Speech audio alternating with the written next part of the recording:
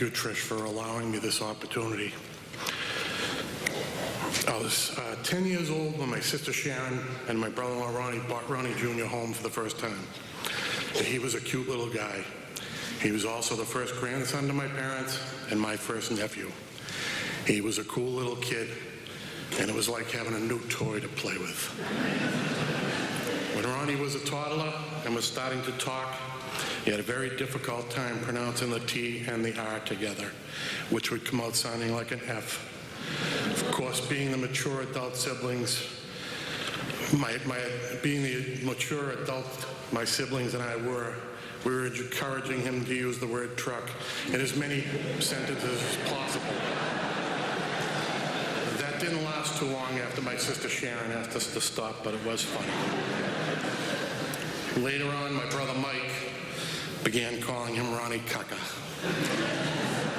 And that escalated into us always greeting him with, "Hi, Cucka," and he would respond back excitedly, "Hi, Cucka." I honestly could still hear his young voice saying this 39 years later. It's fresh. Not too long after that, another request was made by my sister to please stop calling him that name because he was beginning to think his real name was Cucka. So we had to stop calling him that. I also had a rubber monster mask in my drawer at my mother's house, and being the caring 13-year-old uncle I was, I began to scare the poor kid with it, which I thought was funny until another request was made by my sister Sharon to stop using the mask to scare him because he was having bad dreams about it. I never used it again, and I had to reassure him it was gone by showing him it was no longer in my drawer. I'm actually surprised he still liked me after that.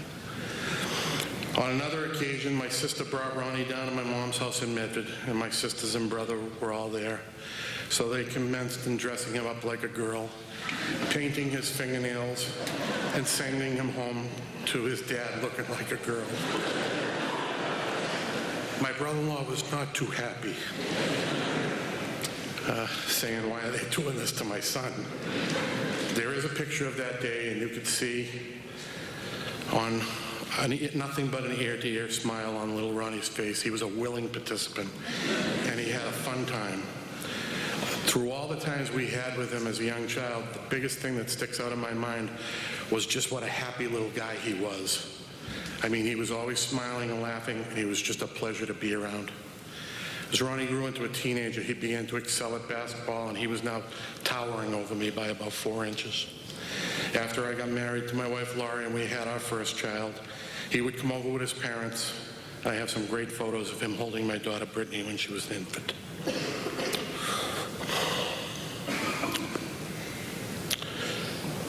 I knew then he was going to be great with children. And once he started driving, he would visit more often, and he would stay over my house a lot. And my wife and I began to refer to him as our son. He was just a great kid, and we loved spending time with him. I owned an alarm company before becoming a police officer, and Ronnie would work with me on jobs. Ronnie had a great work ethic, even as a young man.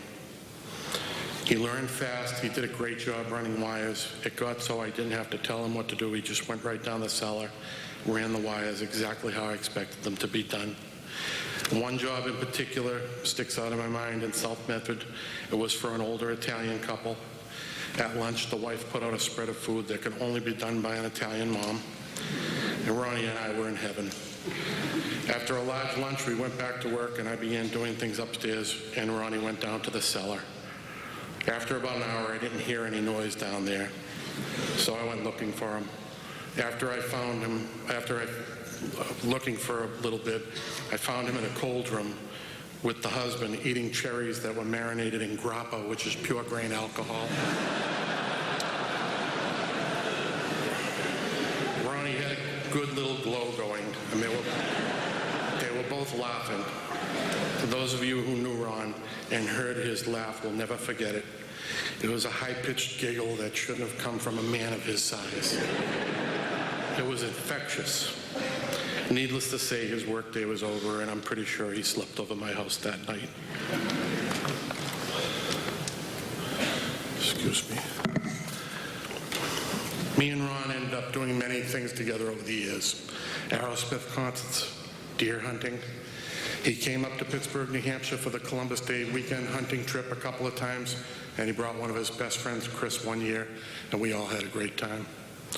I was honored when Ronnie asked me to be an usher when he wed his beautiful wife, Trish, and once again when he asked me to godfather his son, Ronnie. I watched as my little nephew grew into a man and became a loving, devoted husband, father, and provider for his young family. I also saw that the young man holding my daughter in the picture was indeed a devoted dad to his 3 children, Ronnie III, Spencer, and Kyle, whom he loved more than words could do any justice. Ronnie and Trish have passed all of these qualities and virtues on to their 3 boys now, and that will live on through them. Ronnie wanted to be a police officer for a very long time. After he became a part-time officer for Leicester Police Department, they recognized his qualities, and he earned a trip to the academy on his way to becoming a full-time police officer. I was impressed by him in his uniform. He really looked the part. I wish I had had the opportunity to work with him in that capacity. It would have been something. There's been a lot said about my nephew in the media, about him being a great guy, likable, easygoing, his dedication to the community and his colleagues, having a great sense of humor, and every bit of it is true. He is a great father. He is a wonderful husband. He is a good friend to many. These qualities did not happen by accident.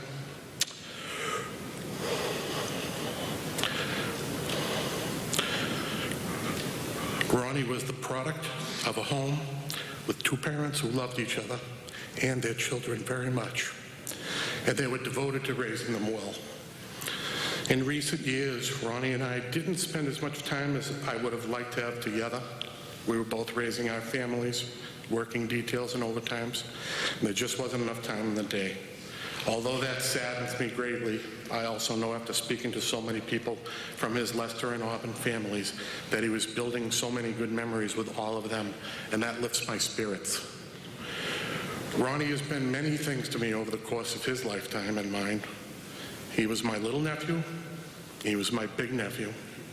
He was my friend, a co-worker, a hunting buddy, and finally a brother law enforcement officer. Ronnie is now my hero.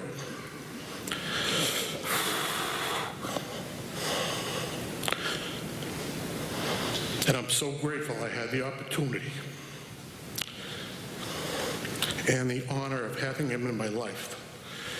I wish life was a little less busy and the miles were fewer between us so we could have added to those memories. Our world is turned upside down now, and it makes no sense. I love you, Ron, and I will never be able to fill the hole that is left in my heart for you. I also thank you for giving me the strength to share these memories here today.